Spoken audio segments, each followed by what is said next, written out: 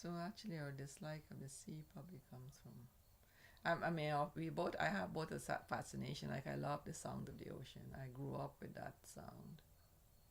And when I was in Guelph, it was one thing I missed was being so far away from the ocean. It was the first time in my life I was so far away from the ocean. And yet I have this fear of the ocean and also being seasick at the same time. Put them on boat. Some of them would even jump off the boat and drown right there rather than go. And they would collect them along the coast and bring them to Calcutta and then export them from Calcutta. But the first ship that went to Guyana, Hesperius, did sail from Madras. And we had people in Guyana who were still practicing Madrasi rites, and they had Tamils and was their language and stuff. And they can tell from the names like Madramutu and stuff. All the Mutus were from southern India. And my father says that his grandmother was South Indian on the father's side.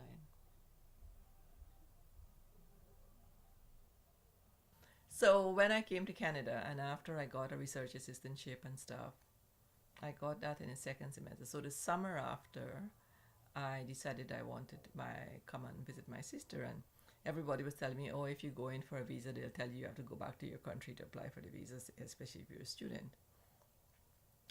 And anyway, so I went in, and whilst we were filling up the forms, there was you had to put in your complexion on the form in those days. Not race, I think it was complexion. So there was this guy who was asking the security guard what complexion he was or something, and I just decided to put black on mine. So when I got called up, it happens that I got called by an African American guy. And so an older guy, I remember him with glasses and stuff, and he was chatting, and I guess he says, oh, well, that's a very good university, Guelph, you're doing agricultural economics, you have a research assistantship and stuff. So this is not like just some ordinary university. Some of these universities where it's a good university, you're in a master, graduate program. So he gave me the visa. So I tell them that if I hadn't put that I was black, they would never have been born, because later on when I got called for my World Bank interview, if I didn't have that visa, which they gave me for 6 months or whatever, or 9 months, because I came for the interview in February and that was the summer that I came up. Anyway, so because my visa was still valid, so I was able to come in time for the interview. If not, I would have had to go to Toronto and try to get a visa, and I wouldn't have made the interview. So, but that's another story. Anyway, so the summer now, I decided, since I was coming to the things, I was talking it over with my friends. And so my roommate lived in Sarnia, but I think she was at that time in graduate school in London, Ontario. So anyways, I think she came up and drove me to her apartment first. Then we went and visited with her parents who I'd met before, I think, because I think I'd gone home with her for Thanksgiving, Canadian Thanksgiving. And so I came down to Sarnia to visit her parents, and then she drove me across the border, and from there I took a bus. And my friends in graduate school had told me I was passing through Detroit and telling me how terrible Detroit was.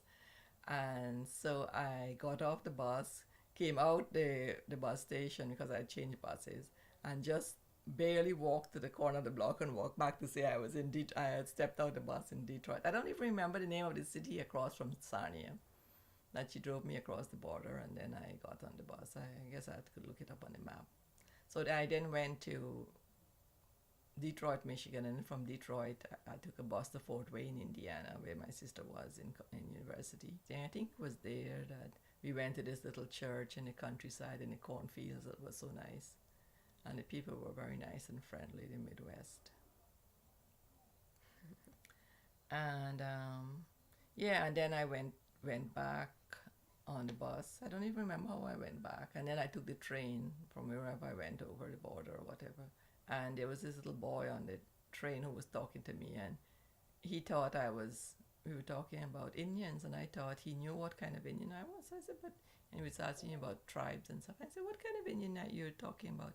He says, what kind of Indians are there? Or something like that. And also another time I was in the pool at Guelph, and this lady was talking to me and saying hi and stuff, and then I was talking to her, and then I thought she was my kind of Indian, and she obviously thought I was her kind of Indian, because then she started chatting with me. And then when another lady came up that she knew, and then when I think we both realized that we were different kinds of Indians. And usually they would shave the baby's head. It was a 9 day, and they would have a big celebration. People would come, and usually, if it's a boy, they would shave the head completely. If it's a girl, I think they would just cut it, trim it. But I think some of them used to shave the girl's hair too. And they would shave the hair and make a little piece of dough with flour and thing. And maybe this was some ancient thing too, that it would flow back to India or something, I don't know. But they would put the hair in the dough and throw it into the water, into a river. Yeah, your dad and I went to Jefferson Memorial, which was our favorite place in DC, and threw it in the water.